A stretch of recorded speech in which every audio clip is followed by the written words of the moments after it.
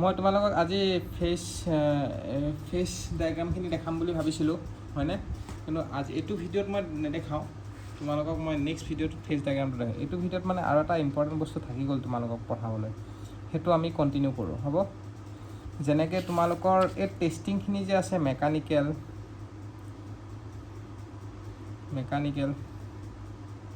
Testing, এই mechanical টেষ্টিংখিনিৰ ওপৰত অলপ ডিছকাশ্যন কৰোঁ হা।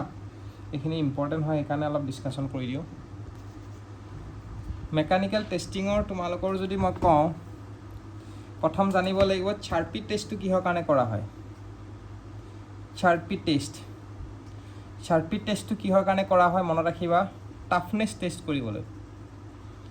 টাফনেছ টেষ্ট কৰিবলৈ আমি চাৰ্পি টেষ্টটো কৰোঁ। নুপ KNOOP নুপ টেষ্টটো কিহৰ কাৰণে হয়, হাৰ্ডনেছ টেষ্ট কৰিবলৈ।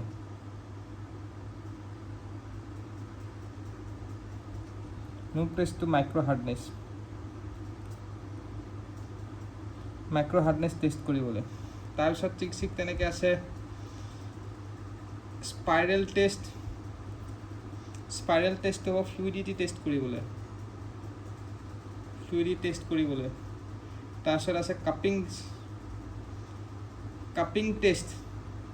কাপিং টেষ্টটো হ'ব ফৰ্মেবিলিটি টেষ্ট কৰিবলৈ। আৰু হ'ব জমিনি টেষ্টটো হ'ব হাৰ্ডেনেবিলিটি টেষ্ট কৰিবলৈ। হাৰ্ডেনেবিলিটি টেষ্ট নকৰে, জমিনি টেষ্টটোৱে বস্তুটো হাৰ্ডেনেবিলিটি টেষ্ট কৰাৰ কাৰণে হা। আৰু কিছুমান আছে বিকাৰ্ছ হাৰ্ডনেছ কিবা কিবি এইবিলাক আছে আৰু হাৰ্ডনেছ টেষ্ট। মোৰ এইখানে একচুৱেলি মই ভিডিঅ'টো পজ কৰি পেলাই সেইখিনি কিতাপখনেই বিচাৰি আছিলোঁ যোনখিনি মানে গোটেই টেষ্টিং হাৰ্ডনেছ টেষ্টৰ টেষ্টিংখিনি আছে। মই তোমালোকক ৰ'বা 1 মিনিট মই মোবাইলটোত দেখাই আছোঁ।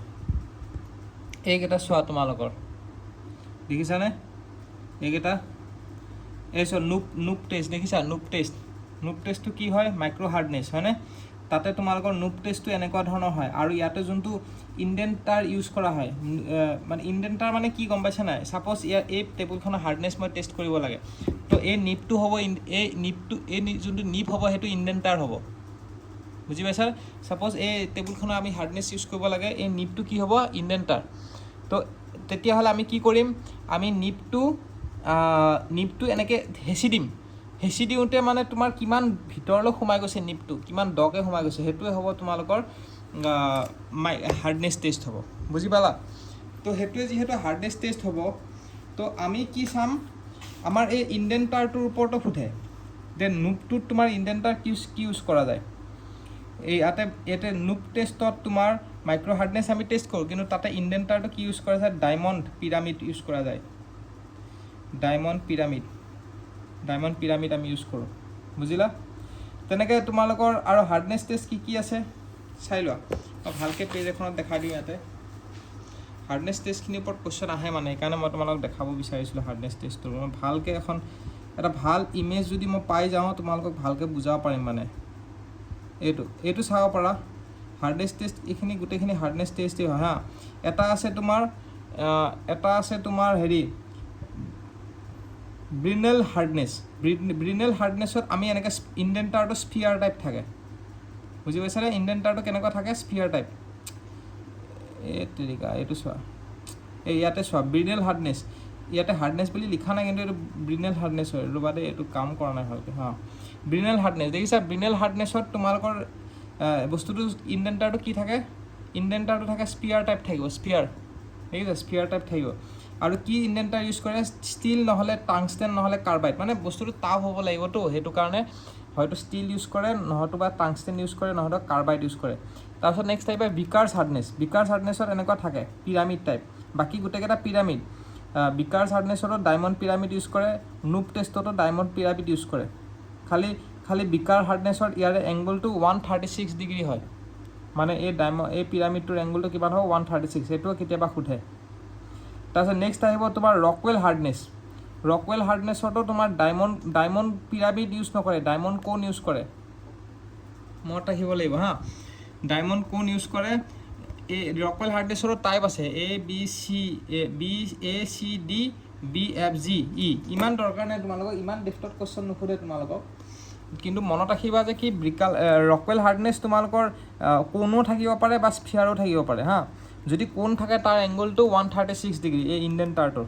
নুব টেষ্টটোৰ হ'ব ডায়মণ্ড পিৰামিড, চব ডায়মণ্ডেই হয়, খালি ৰকৱেলত কোণ হ'ব, বাকী দুটাত পিৰামিড, আৰু এইটোত আৰু স্ফিয়াৰ হয়। ব্ৰিনেলত স্ফিয়াৰ হ'ব আৰু ৰকৱেলত স্ফিয়াৰ হ'ব। তো এইটো হাৰ্ডনেছ টেষ্টটো হ'ল। এতিয়া ইম্পেক্ট টেষ্টটো চাই লওঁ, ইম্পেক্ট টেষ্টৰ ওপৰতো সোধে। এইটো চোৱা ইম্পেক্ট টেষ্ট কি থাকে চোৱা, ইম্পেক্ট টেষ্টৰ পৰা আমি টাফনেছটো ওলাব পাৰি। তো ইম্পেক্ট টেষ্ট তোমালোকৰ থাকিব, এটা থাকিব চাৰ্পি টেষ্ট থাকিব। চাৰ্পি টেষ্ট দেখিছানে? চাৰ্পি টেষ্টটোত আমি যোনটো হেৰি ওলাইছিলোঁ, কি বুলি কয়, টাফনেছটো ওলাইছিলোঁ। চ' এটা থাকিব চাৰ্পি টেষ্ট আৰু এটা থাকিব আইজৰ টেষ্ট। এই প্লাষ্টিক চাষ্টিকৰ কাৰণে কোনটো কি মেটেৰিয়েলৰ কাৰণে ইমান নালাগে, মুঠতে মনত ৰাখে ইম্পেক্ট টেষ্ট দুটা ধৰণৰ থাকে, এটা চাৰ্পি টেষ্ট আৰু এটা হ'ল আইজৰ টেষ্ট। আইজৰ টেষ্ট আৰু চাৰ্পি টেষ্টটো কি হ'ব, ইম্পেক্ট টেষ্ট হয়। ইয়াতে যদি বেটাৰ আছে তোমালোকক মই দেখাই দিওঁ, চাৰ্পি ভি টেষ্ট আছে, আইজৰ টেষ্ট, এই দুটা মনত ৰাখিলে হ'ল, চাৰ্পি টেষ্ট আৰু হেৰি টেষ্ট হ'ব। তো এই দুটাই তোমালোকে মনত ৰাখিবা, ঠিক আছে। তো আমাৰ টোটেল কি টেষ্ট হ'ল, মই ইয়াতে এবাৰ লিখি দিওঁ কি টেষ্ট হ'ল। এটা টেষ্ট হ'ল তোমালোকৰ,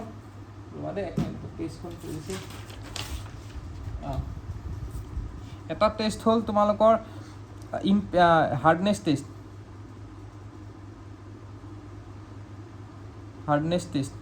হাৰ্ডনেছ টেষ্টত কি আছিলে, প্ৰথম আছিলে ব্ৰিনেল। ৰ'বা দেই, মোৰ স্পেলিংটো এবাৰ ওলাই ল'ব লাগিব, মোৰ স্পেলিঙত অলপ খেলি মেলি লাগি যায় কেতিয়াবা। এইবিলাক টেষ্টবোৰৰ স্পেলিং কেতিয়াবা আমি ইমান সদায় ইউজ কৰি থকা নাযায় না, বুজি পাইছেনে? তোমালোকক শুদ্ধকৈ লিখাইছোঁ যেতিয়া। এটা আহিব আপোনাৰ ব্ৰিনেল, BRINEL,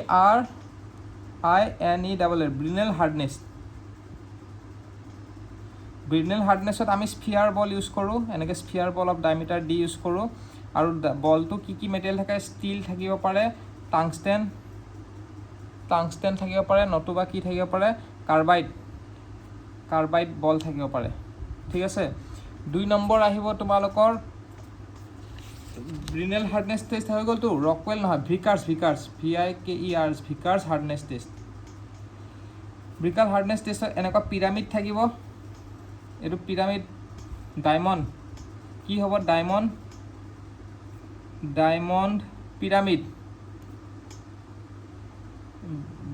পিৰামিড, আৰু এই এংগলটো কিমান হ'ব, এইটো কেতিয়াবা 136 ডিগ্ৰী হ'ব দেই। এংগলটো কিমান হ'ব, এইটো 136 ডিগ্ৰী। নাম্বাৰ 3 আহিব তোমাৰ নুব টেষ্ট, নুব হাৰ্ডনেছ। নুব টেষ্টটো এনেকুৱা থাকিব, ইয়াৰ এংগলটো, নুব টেষ্টৰ এংগলটো নুসুধে তোমালোকৰ। নুব টেষ্টত আমি ওলাওঁ ডায়মণ্ড পিৰামিড। নুব টেষ্টটো মাইক্ৰ' হাৰ্ডনেছ টেষ্ট কৰে, সেইটো আহে কেতিয়াবা, মাইক্ৰ' হাৰ্ডনেছ টেষ্ট কৰে। এইটো হ'ব ডায়মণ্ড পিৰামিড হা। আৰু নেক্সট আহিব তোমাৰ ৰকৱেল হাৰ্ডনেছত কেতিয়াবা এনেকুৱা কোণ থাকে, কোণটোৰ এংগলটো 120, ডায়মণ্ড কোণ থাকিব বা কেতিয়াবা স্ফিয়াৰ থাকিব, ডায়মণ্ড কোণ অব্লিক ডায়মণ্ড স্ফিয়াৰ, ডায়মণ্ড কোণ অব্লিক ষ্টীল বল বা স্ফিয়াৰ থাকিব পাৰে, হ'ব।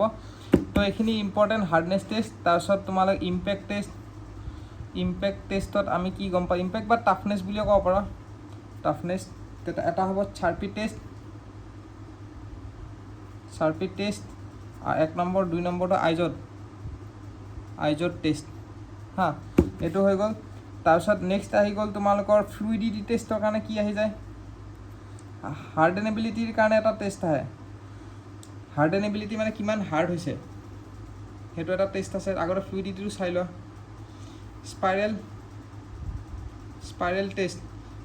টেষ্টটো ফ্লুইডিটি টেষ্ট। তাৰপিছত এটা আহিব তোমাৰ জমিনি টেষ্টটো হ'ব হাৰ্ডেনেবিলিটি টেষ্ট।